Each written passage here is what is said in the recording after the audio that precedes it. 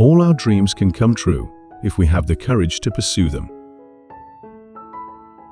We keep moving forward, opening new doors and doing new things because we're curious, and curiosity keeps leading us down new paths. The way to get started is to quit talking and begin doing. You can design and create and build the most wonderful place in the world, but it takes people to make the dream a reality.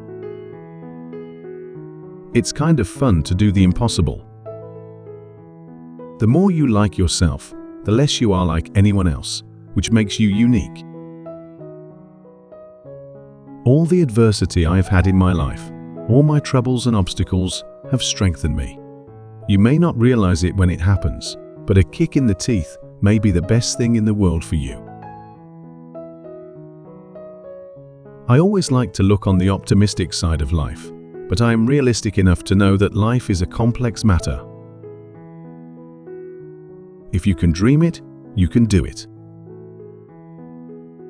When you believe in a thing, believe in it all the way, implicitly and unquestionable.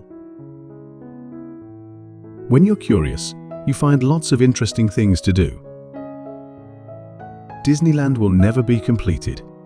It will continue to grow as long as there is imagination left in the world. Animation can explain whatever the mind of man can conceive. This facility makes it the most versatile and explicit means of communication, yet devised for quick mass appreciation. I only hope that we don't lose sight of one thing, that it was all started by a mouse. You're dead if you aim only for kids. Adults are only kids grown up anyway.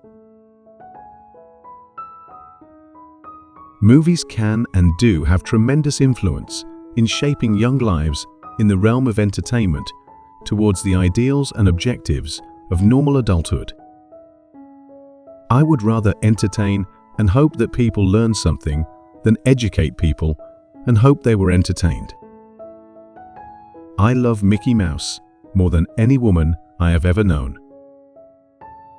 Our heritage and ideals, our code and standards, the things we live by and teach our children, are preserved or diminished by how freely we exchange ideas and feelings.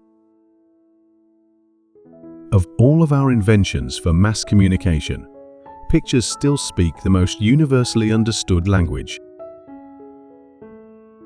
We believed in our idea, a family park where parents and children could have fun together. I don't like formal gardens. I like wild nature. It's just the wilderness instinct in me, I guess.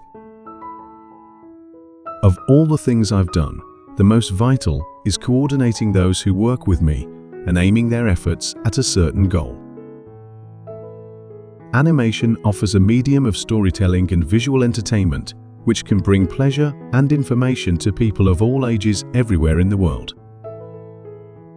I do not like to repeat successes. I like to go on to other things. I believe in being an innovator. Mickey Mouse popped out of my mind onto a drawing pad 20 years ago on a train ride from Manhattan to Hollywood, at a time when business fortunes of my brother Roy and myself were at lowest ebb and disaster seemed right around the corner. Disneyland is a work of love. We didn't go into Disneyland just with the idea of making money. You reach a point where you don't work for money. Laughter is America's most important export. I never called my work an art. It's part of show business, the business of building entertainment. I have been up against tough competition all my life. I wouldn't know how to get along without it.